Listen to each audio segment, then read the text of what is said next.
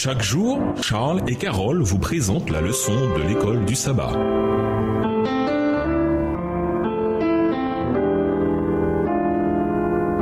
Bienvenue dans votre émission Dieu nous parle. Voilà la leçon 3.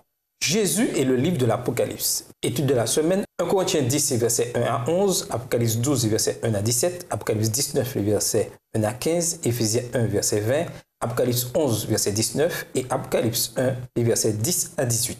Verset à mémoriser. Le vainqueur, je lui donnerai de s'asseoir avec moi sur mon trône, comme moi-même j'ai été vainqueur et je me suis assis avec mon Père sur son trône. Apocalypse 3, verset 21. Même une lecture superficielle du Nouveau Testament révèle une importante vérité. Le Nouveau Testament est directement lié à l'Ancien. Sans cesse, les évangiles et les épîtres soit font référence à des événements de l'Ancien Testament, soit ils le citent directement ou indirectement. Et quand il parlait de lui-même et de son ministère, combien de fois Jésus a-t-il évoqué la manière dont les Écritures s'accompliraient? Voir Matthieu 26, les versets 54 et 56, Marc 14, verset 49, Jean 13, verset 18 et Jean 17, verset 12. On peut en dire autant du livre de l'Apocalypse. En effet, il est quasiment impossible de comprendre le livre de l'Apocalypse en dehors de l'Ancien Testament et en particulier le livre de Daniel. C'est l'une des raisons pour lesquelles nous étudions souvent les deux livres en même temps. L'un des aspects cruciaux de ces références à l'Ancien Testament dans l'Apocalypse, c'est que, prises ensemble avec le reste du livre, elles révèlent Jésus. L'Apocalypse ne parle que de Jésus, de qui il est, de ce qu'il a fait pour son peuple et de ce qu'il fera pour nous à la fin des temps.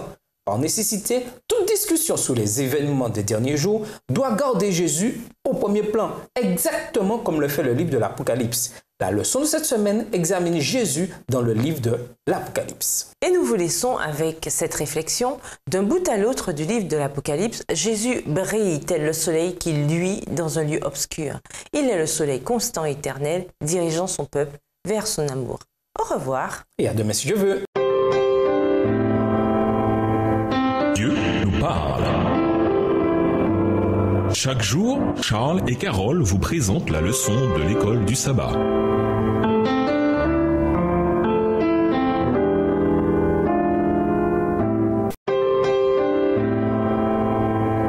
Dieu nous parle.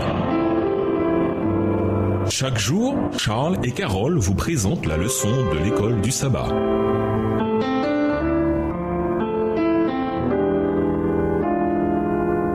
Bienvenue dans votre émission. Dieu nous parle. Nous voilà à la leçon de dimanche, la structure du livre de l'Apocalypse. Parmi tous les éléments que Daniel et Apocalypse ont en commun, on trouve leurs deux divisions fondamentales, historiques et eschatologiques, relatifs au temps de la fin. Ces deux notions sont intimement liées dans chaque livre.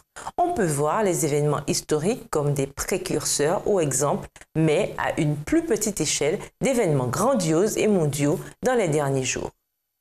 Autrement dit, en étudiant ce qui est arrivé dans l'histoire de l'Ancien Testament, nous pouvons comprendre ce qui arrivera à notre époque et au-delà. Cependant, ce principe n'est pas limité qu'à Daniel et Apocalypse. Lisons 1 Corinthiens 10, versets 1 à 11. Dans ces versets, comment s'exprime le principe que nous venons d'évoquer? 1 Corinthiens 10, versets 1 à 11.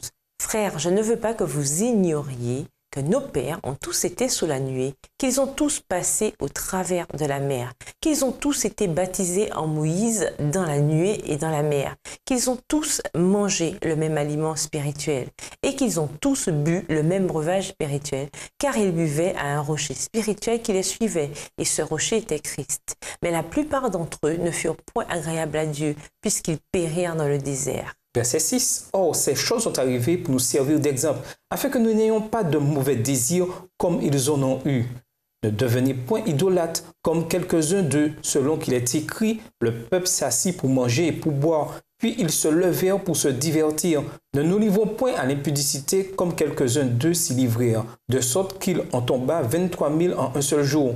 Ne tentons point le Seigneur comme le tentèrent quelques-uns d'eux qui périrent par les serpents. Ne murmurez point comme murmurèrent quelques-uns d'eux qui périrent par l'exterminateur. Ces choses leur sont arrivées pour servir d'exemple, et elles ont été écrites pour notre instruction à nous qui sommes parvenus à la fin des siècles. Comme nous l'avons vu la semaine dernière, une partie des histoires de Daniel, Daniel 3, les versets 6, 15 et 27, ainsi que Daniel 6, les versets 6, 9, 21 et 22, étaient des incidents isolés qui ne sont pas sans rappeler les événements des derniers jours décrits dans Apocalypse. En étudiant ces récits, nous avons une idée, comme un aperçu, en tout cas à plus grande échelle, de certaines situations auxquelles le peuple de Dieu sera confronté à la fin. Mais le plus important pour nous, c'est peut-être que, quelle que soit notre situation immédiate à ce moment-là, nous sommes assurés de la délivrance finale. Parmi tous les enseignements du livre de l'Apocalypse, la victoire est assurée aux fidèles. Avec quelques exceptions, la partie historique de l'Apocalypse se trouve au chapitre 1 à 11, suivi par les chapitres sur la fin des temps 13 à 22. Lisons Apocalypse 12 et versets 1 à 17. Où devons-nous situer ce chapitre? Est-il historique ou relatif à la fin des temps? Pourquoi? Apocalypse 12, versets 1 à 17. Un grand signe parut dans le ciel. Une femme enveloppée du soleil, la lune sous ses pieds et une couronne de 12 étoiles sur sa tête. Elle était enceinte et elle criait, étant en travail et dans les douleurs de l'enfantement. Un autre signe parut encore dans le ciel, et voici c'était un grand dragon rouge, ayant 7 têtes et 10 cornes, et sur ses têtes 7 diadèmes. Sa queue entraînait le tiers des étoiles du ciel et les jetait sur la terre. Le dragon se tint devant la femme qui allait enfanter, afin de dévorer son enfant. Lorsqu'elle aurait enfanté, elle enfanta un fils, qui doit paître toutes les nations avec une verge de fer, et son enfant fut enlevé vers Dieu et vers son trône. Verset 6. Et la femme s'enfuit dans le désert où elle avait un lieu préparé par Dieu, afin qu'elle y fût nourrie pendant 1260 jours. Et il y eut guerre dans le ciel. Michel et ses anges combattirent contre le dragon, et le dragon et ses anges combattirent. Mais ils ne furent pas les plus forts, et leur place ne fut plus trouvée dans le ciel. Et il fut précipité le grand dragon, le serpent ancien appelé le diable et Satan, celui qui séduit toute la terre. Il fut précipité sur la terre, et ses anges furent précipités avec lui. Et j'entendis dans le ciel une voix forte qui disait « Maintenant, le salut est arrivé, et la puissance et le règne de notre Dieu et l'autorité de son Christ, car il a été précipité, l'accusateur de nos frères, celui qui les accusait devant notre Dieu jour et nuit. » Verset 11. Ils l'ont vaincu à cause du sang de l'agneau et à cause de la parole de leur témoignage. Ils n'ont pas aimé leur vie jusqu'à craindre la mort. C'est pourquoi réjouissez-vous, cieux, et vous qui habitez dans les cieux. Malheur à la terre et à la mer, car le diable est descendu vers vous, animé d'une grande colère, sachant qu'il a peu de temps. Quand le dragon vit qu'il avait été précipité sur la terre, il poursuivit la femme qui avait enfanté l'enfant mâle.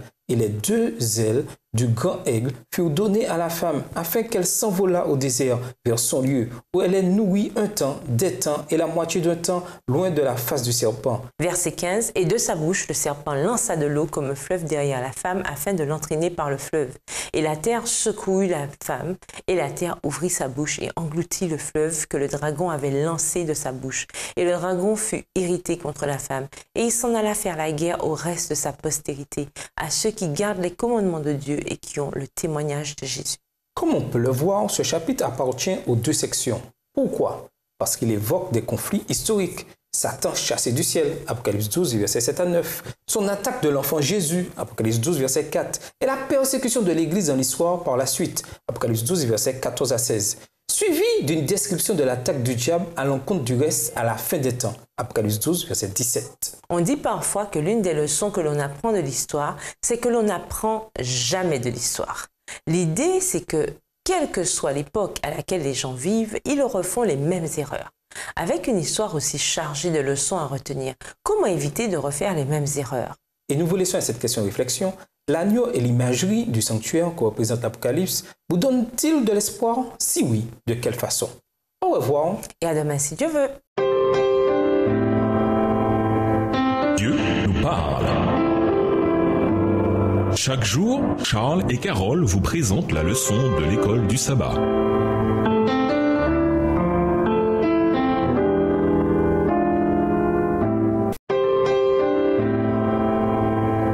Dieu nous parle. Chaque jour, Charles et Carole vous présentent la leçon de l'école du sabbat.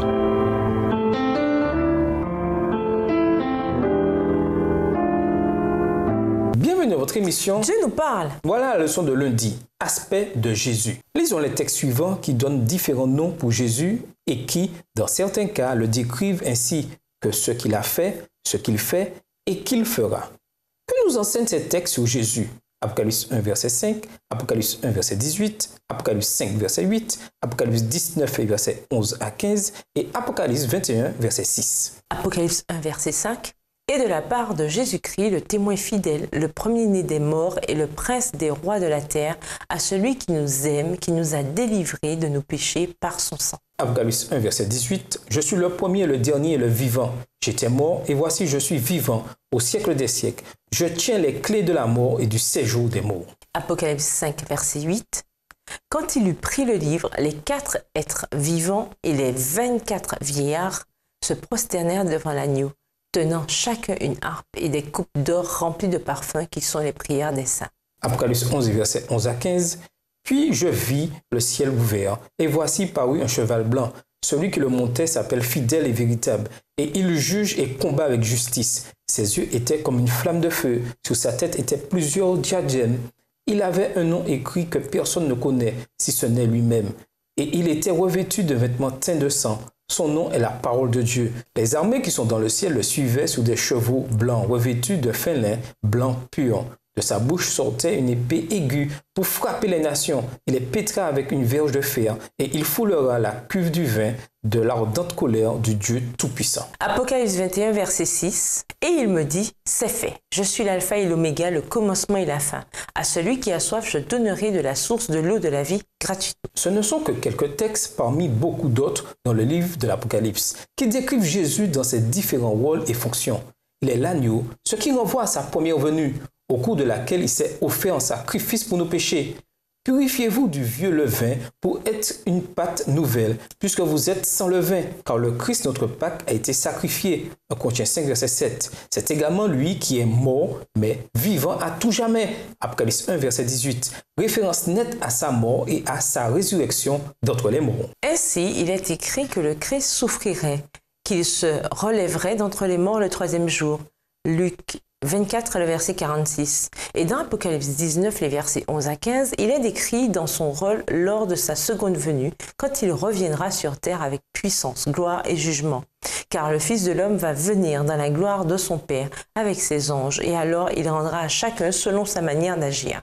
Matthieu 16, verset 27. Comment apprendre jour après jour à faire de la vie, de la mort et de la résurrection de Jésus le point central de notre existence et la fondation des choix moraux que nous faisons? Et nous vous laissons avec la réflexion du jour. Comparez l'imagerie suivante. Le Christ, le souverain sacrificateur, et le Christ, l'agneau sacrificiel de Dieu. Au revoir. Et à demain si je veux. Dieu nous parle. Chaque jour, Charles et Carole vous présentent la leçon de l'école du sabbat.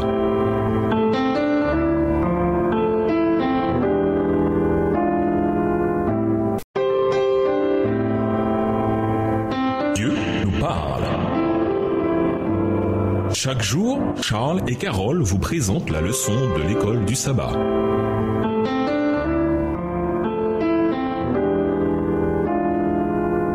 Bienvenue dans votre émission. Dieu nous parle. Nous voilà à la leçon de mardi, le motif du sanctuaire dans l'Apocalypse. En plus de 2 divisions principales, on a également un autre niveau structurel dans l'Apocalypse, niveau qui repose sur le sanctuaire hébreu. Ce motif du sanctuaire n'est pas limité à l'une ou l'autre des divisions principales, mais il les traverse toutes les 2. Dans le sanctuaire terrestre, on commence par le parvis, près de l'autel des sacrifices, où les animaux étaient tués. Après la mort de l'animal, symbole de la croix, le prêtre entrait dans la première pièce du sanctuaire, qui était un modèle de ce que Jésus a fait dans le sanctuaire céleste après son ascension. Cela est représenté par le fait que Jésus marche au milieu des porte-lampes. Apocalypse 1, verset 13. Lisons Apocalypse 4, les versets 1 et 2. Que représente la porte ouverte? Où se situe cette scène?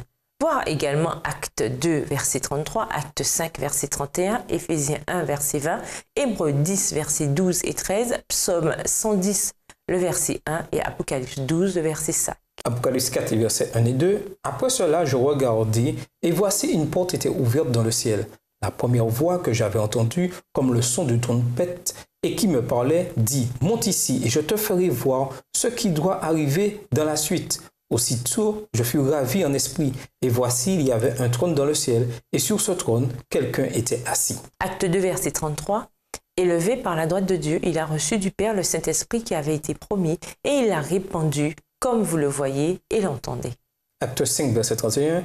Dieu l'a élevé par sa droite comme prince et sauveur, pour donner à Israël la repentance et le pardon des péchés. Éphésiens 1, verset 20. Il l'a déployé en Christ en le ressuscitant des morts et en le faisant asseoir à sa droite dans les lieux célestes. Hébreux 10, versets 12 et 13. Lui, après avoir offert un seul sacrifice pour les péchés, s'est assis pour toujours à la droite de Dieu, attendant désormais que ses ennemis soient devenus son marchepied. Psaume 110, verset 1. Parole de l'Éternel à mon Seigneur. Assieds-toi à ma droite jusqu'à ce que je fasse de tes ennemis ton marchepied. Apocalypse 12, verset 5.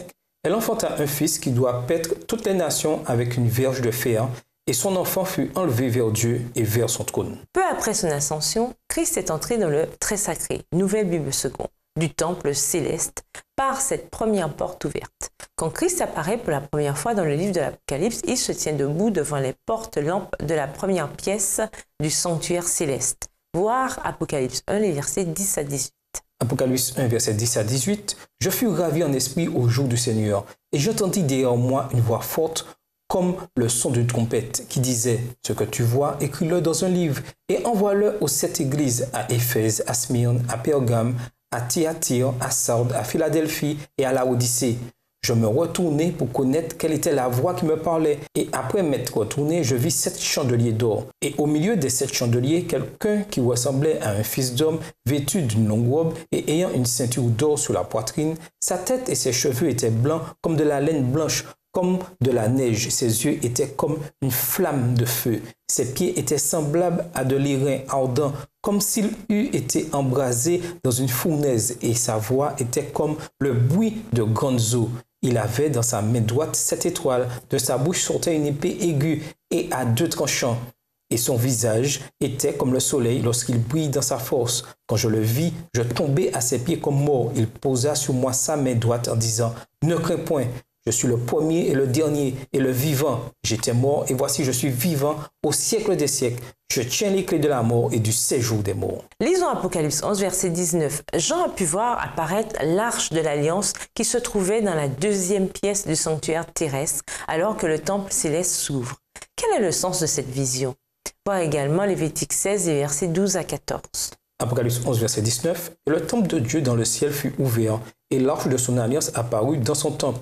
Il y eut des éclairs, des voix, des tonnerres, un tremblement de terre et une forte grêle. » Lévitique 16, versets 12 à 14. Il prendra un brasier plein de charbon ardent, ôté de dessus l'autel devant l'Éternel, et de 2 poignées de parfum odoriférant en poudre. Il portera ces choses au-delà du voile. Il mettra le parfum sur le feu devant l'Éternel, afin que la nuée du parfum couvre le propitiatoire qui est sur le témoignage, et il ne mourra point. Il prendra du sang du taureau et fera l'aspersion avec son doigt sur le devant du propitiatoire vers l'Orient. Il fera avec son doigt 7 fois l'aspersion du sang devant le propitiatoire. L'image de l'arche de l'Alliance dans le sanctuaire céleste est une référence irréfutable au lieu très saint ou 2e pièce du sanctuaire céleste. Dans le livre de l'Apocalypse, on voit non seulement le mystère de Jésus dans les 2 pièces, mais le fait crucial et réconfortant que les événements au ciel et sur la terre sont liés. Même au sein des épreuves de l'histoire et des derniers jours, tels qu'ils sont décrits dans le livre de l'Apocalypse, nous avons l'assurance que le ciel entier est engagé dans l'œuvre qui consiste à préparer le peuple de Dieu à affronter le jour du jugement.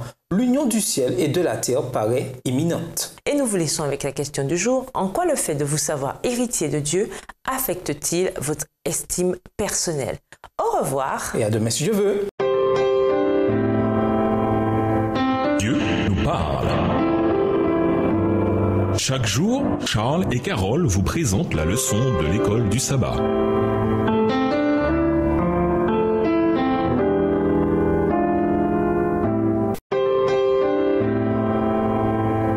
Dieu nous parle. Chaque jour, Charles et Carole vous présentent la leçon de l'école du sabbat.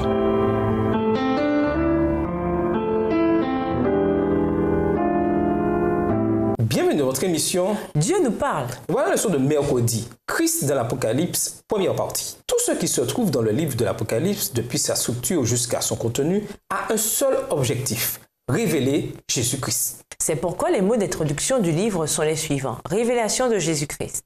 Apocalypsis Jesu Christou. On comprend généralement cette expression de deux façons. La révélation de la part de Jésus-Christ ou la révélation à propos de Jésus-Christ. Apocalypse 1, verset 2. Le fait qu'il s'agisse d'une révélation va à l'encontre de ceux qui croient que l'Apocalypse est trop difficile à comprendre. Pourquoi le Seigneur aurait-il inclus ce livre dans le canon biblique s'il voulait qu'il reste incompris de ceux qui le liraient? Lisons Apocalypse 1, les versets 1 à 8. Qu'enseignent ces versets sur Jésus? Apocalypse 1, les versets 1 à 8. Révélation de Jésus-Christ que Dieu lui a donné pour montrer à ses serviteurs les choses qui doivent arriver bientôt et qu'il a fait connaître par l'envoi de son ange à son serviteur Jean, lequel a attesté la parole de Dieu et le témoignage de Jésus-Christ, tout ce qu'il a vu. Heureux celui qui lit et ceux qui entendent les paroles de la prophétie et qui gardent les choses qui y sont écrites, car le temps est proche. Jean aux 7 églises qui sont en Asie, que la grâce et la paix vous soient données de la part de celui qui est, qui était et qui vient, et de la part des 7 esprits qui sont devant son trône, et de la part de Jésus-Christ, le témoin fidèle, le premier-né des morts et le prince des rois de la terre, à celui qui nous aime, qui nous a délivrés de nos péchés par son sang. Verset 6. Et qui a fait de nous un royaume des sacrificateurs pour Dieu, son Père. À lui sera la gloire et la puissance au siècle des siècles. Amen. Voici, il vient avec les nuées, et tout œil le verra, même ceux qui l'ont percé, et toutes les tribus de la terre se lamenteront à cause de lui. Oui, Amen.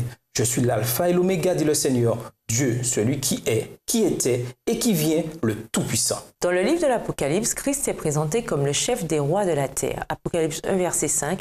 Et vers la fin du livre, il est décrit comme roi des rois. Apocalypse 19, verset 16. La grande nouvelle ici, c'est que dans tout ce chaos et cette confusion qui règne sur terre, nous avons l'assurance que notre Seigneur et Sauveur aimant est celui qui dirige les choses. Dans Apocalypse 1, verset 5, on nous donne une référence claire à Christ dans sa fonction de rédempteur, à celui qui nous aime, qui nous a délivrés de nos péchés par son sang. Non seulement il nous a justifiés, mais il nous a aussi sanctifiés. En Colossiens 6, verset 11. C'est dans ce genre de texte que l'on trouve l'assurance du salut, car on voit que Jésus est celui qui lave nos péchés. Nous ne pouvons assurément pas le faire nous-mêmes. Lisons Apocalypse 1, verset 7. Que nous enseigne ce verset sur Jésus? Apocalypse 1, verset 7. Voici, il vient avec les nuées, et tout œil le verra. Même ceux qui l'ont percé et toutes les tribus de la terre se lamenteront à cause de lui. Oui, Amen. Dans la foi chrétienne, la promesse du retour de Christ avec les nuées est centrale.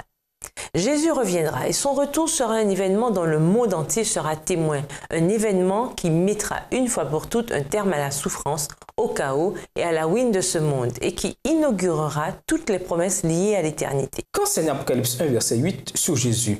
Quelle espérance trouvons-nous dans ce verset qui peut nous réconforter dans les épreuves que nous traversons, quelles qu'elles soient? Et nous vous laissons avec la question du jour. Pourquoi est-il important pour vous d'être vivant en Christ, particulièrement à la fin des temps? Au revoir. Et à demain si je veux. Dieu nous parle. Chaque jour, Charles et Carole vous présentent la leçon de l'école du sabbat.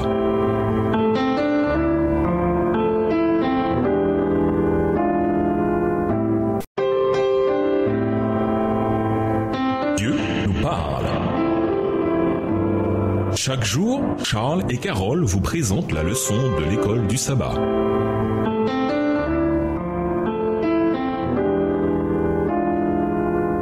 Bienvenue dans votre émission. Dieu nous parle. Nous voilà à la leçon de jeudi, Christ de l'Apocalypse, deuxième partie. Lisons Apocalypse 1, les versets 10 à 18. Que dit Jésus de lui-même ici? Apocalypse 1, verset 10 à 18. Je fus ravi en esprit au jour du Seigneur, et j'entendis derrière moi une voix forte comme le son d'une trompette qui disait: ce que tu vois, écris-le dans un livre et envoie-le aux 7 églises, à Éphèse, à Smyrne, à Pergame, à Thyatire, à Sardes, à Philadelphie et à Laodicée. Je me retournai pour connaître quelle était la voix qui me parlait, et après m'être retourné, je vis 7 chandeliers d'or, et au milieu des 7 chandeliers, quelqu'un qui ressemblait à un fils d'homme, vêtu d'une longue robe et ayant une ceinture d'or sur la poitrine. Sa tête et ses cheveux étaient blancs comme de la laine blanche, comme de la neige. Ses yeux étaient comme une flamme de feu. Ses pieds étaient semblables à de l'airain ardent, comme s'il lui était embrasé dans une fournaise, et sa voix était comme le bruit de grandes eaux. Il avait dans sa main droite 7 étoiles. De sa bouche sortait une épée aiguë à 2 tranchants, et son visage était comme le soleil lorsqu'il brille dans sa force. Quand je le vis, je tombai à ses pieds comme mort. Il posa sur moi sa main droite en disant, « Ne crains point, je suis le premier et le dernier et le vivant. J'étais mort et voici je suis vivant. Au siècle des siècles, je tiens les clés de la mort et du séjour des morts. » Dans ces versets, Jésus apparaît debout dans la première pièce du sanctuaire céleste. La révélation de sa personne dans ce rôle est si imposante que Jean en tombe à genoux de peur. Jésus, toujours réconfortant, lui dit de ne pas avoir peur et se désigne comme l'alpha et l'oméga, le premier et le dernier, référence à son existence éternelle en tant que Dieu. Plus tard, il évoque sa mort et sa résurrection, ainsi que l'espérance que donne sa résurrection. Jésus a les clés de la mort et du séjour des morts. En d'autres termes, Jésus ici est en train de dire à Jean ce qu'il a dit à Marthe à la mort de son frère, des paroles également rapportées par Jean. C'est moi qui suis la résurrection et la vie. Celui qui met sa foi en moi, même s'il meurt, vivra. Et quiconque vit et met sa foi en moi ne mourra jamais. Crois-tu cela? Jean 11, les versets 25 et 26. Avec Marthe et maintenant avec Jean, Jésus nous renvoie à l'espérance de la résurrection, point culminant et apothéose de la foi chrétienne.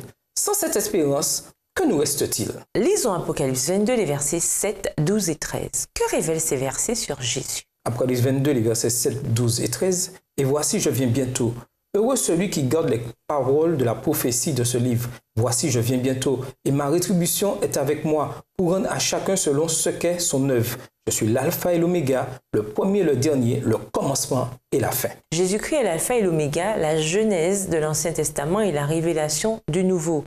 Les deux se rencontrent en Christ. Adam et Dieu sont réconciliés par l'obéissance du second Adam, qui a accompli l'œuvre de victoire sur les tentations de Satan et de rédemption de la faillite et de la chute honteuse d'Adam. Oui, Jésus est le commencement et la fin. Il nous a créés au commencement et il nous recréera à la fin. Du début à la fin, en nous enseignant non seulement l'histoire, mais aussi les temps de la fin, le livre de l'Apocalypse est toujours l'Apocalypsis Jésus Christou, la révélation de Jésus-Christ. À nouveau, quel que soit l'objet de nos études à propos des événements de la fin, Jésus-Christ doit en être le centre. Comment, chaque jour, faire de Jésus le centre de notre vie? Et nous vous laissons avec la question du jour. Si Jésus ne nous donnait pas de motivation, combien parmi nous le suivraient simplement par amour? Au revoir. Et à demain si Dieu veut. Dieu nous parle. Chaque jour, Charles et Carole vous présentent la leçon de l'école du sabbat.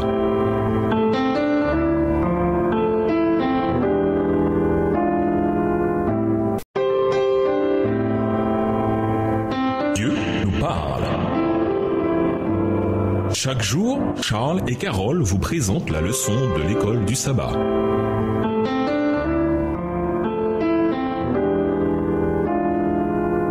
Bienvenue à votre émission. Dieu nous parle. Nous voilà à la leçon de vendredi. Pour aller plus loin, dans l'Apocalypse sont dépeintes les profondeurs de Dieu. Le nom même d'Apocalypse ou de Révélation qui fut donné à ces pages inspirées contredit ceux qui prétendent que ce livre est un livre scellé. Une révélation est quelque chose de compréhensible. Le Seigneur lui-même a révélé à son serviteur les mystères contenus dans ce livre et il veut que son étude soit accessible à tous. Ces vérités sont adressées à tous ceux qui vivront à la fin des temps, comme à ceux qui vivaient à l'époque de Jean.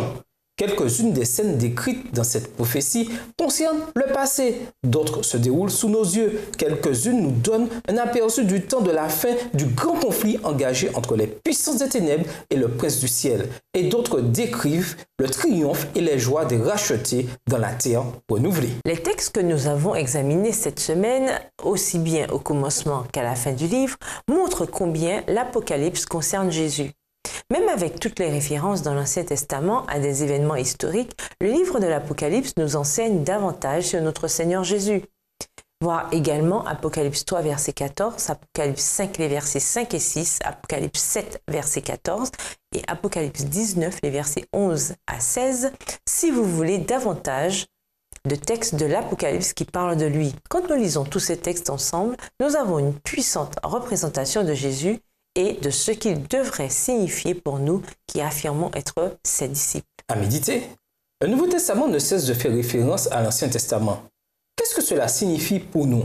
Qu'est-ce que cela devrait nous indiquer sur combien la Bible doit être centrale pour notre foi et combien nous devrions prendre au sérieux la parole de Dieu? Comment se prémunir de toutes les tentatives, quelles qu'elles soient, de minimiser l'autorité des Écritures dans notre vie personnelle et dans la vie de l'Église? Lisez en diagonale le livre de l'Apocalypse et relevez autant de textes que vous pourrez qui parlent spécifiquement de Jésus. En classe, lisez ces textes à haute voix. Que nous révèlent-ils d'autre sur la nature, l'œuvre, la puissance et le caractère de notre Seigneur? Quel réconfort tirez-vous de ce que ces textes révèlent? Dans un monde de morts, comment apprendre à trouver espoir et réconfort dans la promesse de la résurrection des morts? Pour conclure, dans notre étude des prophéties et de l'Apocalypse, il est facile de nous perdre dans les formalités. Apocalypse 1, les versets 1 à 8 nous donne un aperçu du véritable sujet, un Dieu personnel et fidèle. L'Apocalypse proclame « Je suis le vivant », verset 18, et le Christ nous aime, et il nous a délivrés de nos péchés par son sacrifice, au verset 5. Le Dieu de l'univers est vivant et il nous aime. Il n'y a pas de meilleure nouvelle que celle du salut que nous accorde le Père. L'exploration des prophéties bibliques nous pousse à sonder la vérité plus profondément. Dans notre quête de la vérité, nous devons chercher la face du Dieu vivant et accepter le don de l'éternité qu'il nous donne avec tant d'amour. Au revoir. Et à demain si Dieu veut. Dieu nous parle. Chaque jour, Charles et Carole vous présentent la leçon de l'école du sabbat.